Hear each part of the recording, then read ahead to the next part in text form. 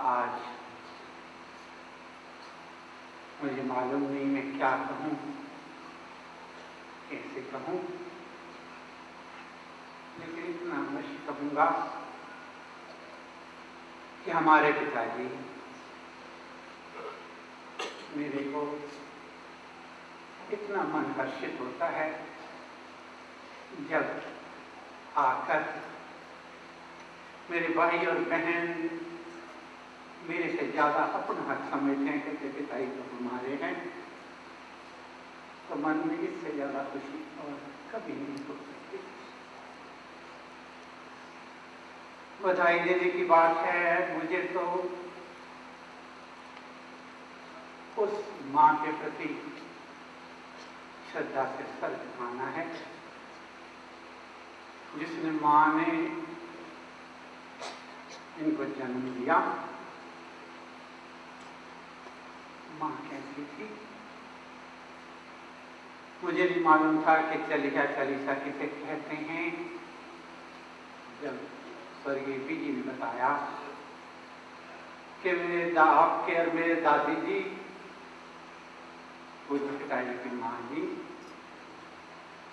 40 दिन हरिद्वार में छठी मंजिल पे जहाँ रहते थे वहाँ बंद कमरा करके परमेश्वर का आवाहन किया करते थे। और आवाहन किस बात का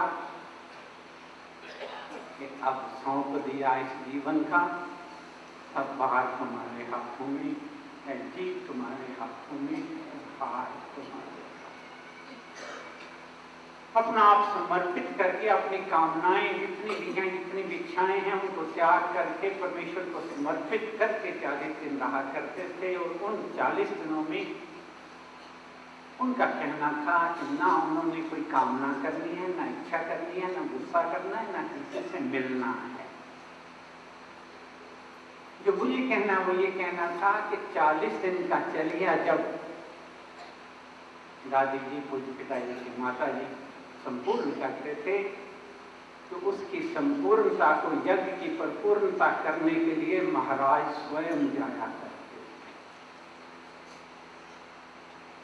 6 मंजिलें पैदल चढ़कर स्वामी जी महाराज गुरुदेव हमारे खुद जाया करते थे उनके चलिया, उनके चलिए दिन को परिपूर्ण करने के लिए। तो ऐसी माँ ने उनको जन्म दिया। उस माँ ने तो जन्म दिया, लेकिन महाराज ने इस अनमोल रत्न को तराशा, इस हीरे को तराशा।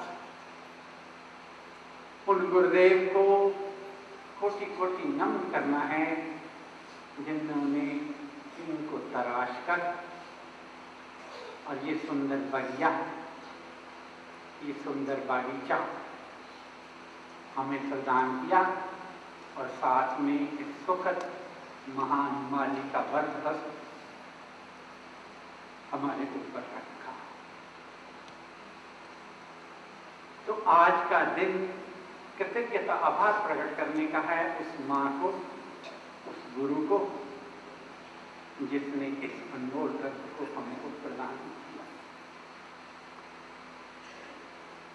मुझे ये कहना है, कई पूछते हैं पूज्य पिताजी से क्या मांगा जाए, क्या लिया जाए, क्या चाहा जाए। तो जो इनका स्वरूप है वो स्वयं में ही प्रदान करने वाला है। चाहने की, देखने की, मांगने की इच्छा नहीं होती।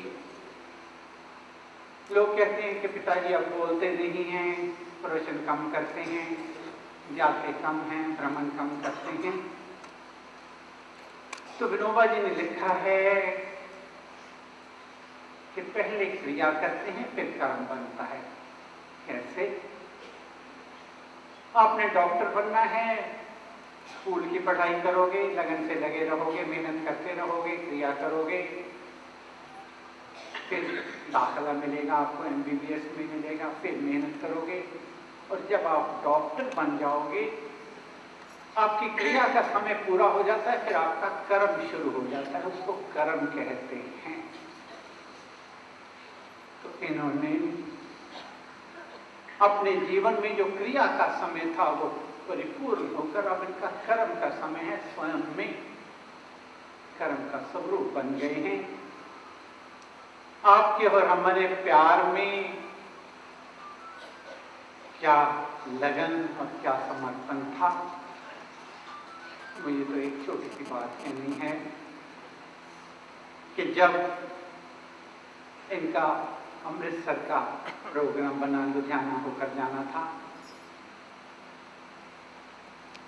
तो 3 दिन पहले वायरल फीवर, बुखार बहुत तेज हो गया। दवाई भी खूब तेज दी, लेकिन नहीं कम हुआ। जब जिस दिन जाना था उस रात को भी जब हमने देखा, थर्मामीटर लगाया तो 105 डिग्री बुखार था। अब मैंने और स्वर्गीय बीजी ने ये सलाह बनाई, आपस में मशवरा किया कि इन्होंने कहना तो किसी का मानना नहीं, जो गाड़ी है उसका ड्राइवर छुट्टी भेज दो और जो बाहर का दरवाजा है उसको अंदर से ताला लगा दो और आप अलग कमरे में जाके सो जाओ। अपने आप उठेंगे, ना चाबी मिलेगी, ना ताला मिलेगा, ना ड्राइवर मिलेगा। प्रोग्राम कैंसिल कर देंगे। सुबह कब उठे हमें मालूम नहीं। उठकर तैयार हुए, देखा ड्राइवर नहीं है, परवाह नहीं। ताला बंद है, परवाह नहीं। पुराना घर हमारा किसने देखा है या नहीं देखा, शहर वाला, उसकी 4 दीवारी नीचे थी। उसको कूद कर बाहर को गली में साइकिल वाला था, उसके पीछे बैठकर गए। आगे बस नहीं मिली तो ऑयल टैंकर पे बैठकर 105 बुखार में लुधियाना आए, सत्संग अटेंड किया। किस लिए?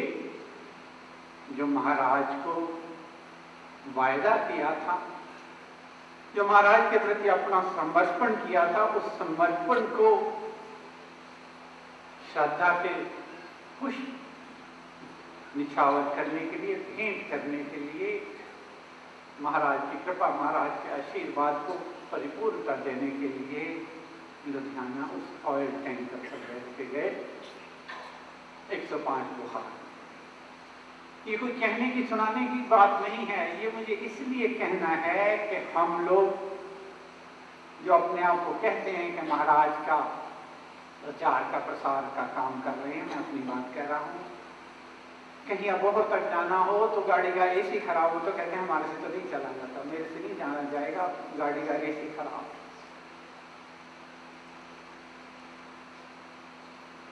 हम लोग जिनकी हस्ती नहीं, हैसियत नहीं, अंदर से खोखले हैं, मन में मलिनता भरी हुई है,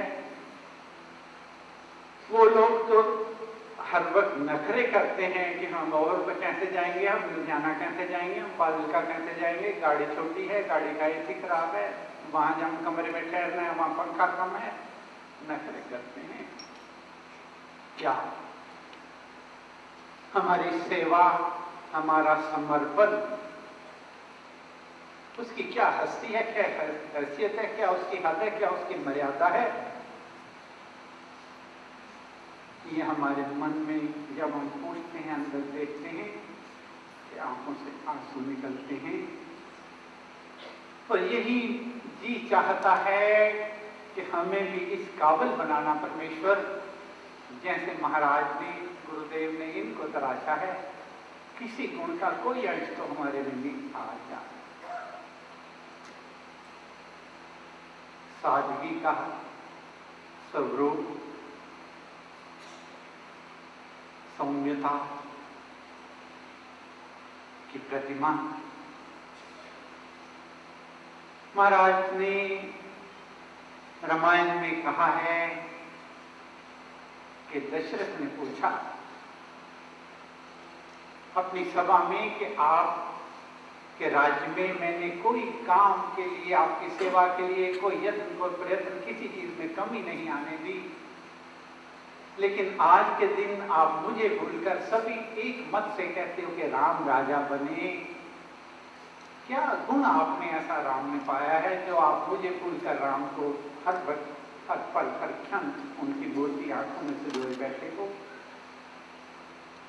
तो उन्होंने कहा कि राम जी में एक सहजता, एक सरलता, एक सुलभता और एक सादगी, ये 4 गुण हैं। सहजता, सरलता, सादगी और सुलभता।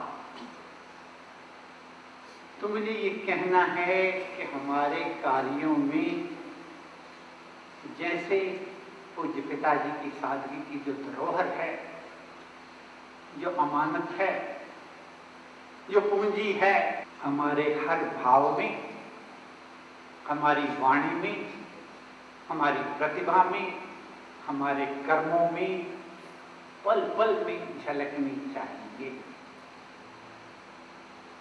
सखी सरलता साध ले और टेढ़ापन दे छोड़, द्वार बाहरी बंद कर और भीतर के पट